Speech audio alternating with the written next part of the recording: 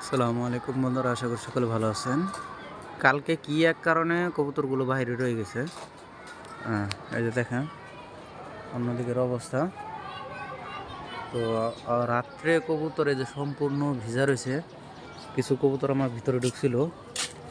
তো এখন বড় টেনশন হলো যে এরা কেন বাহিরে ছিল। আমি কালকে বাড়িতে ছিলাম না।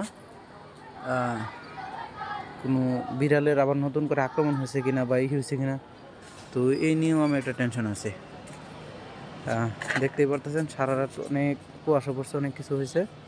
তো এখনও কুয়াশার ঘনত্ব কিন্তু কমে নাই।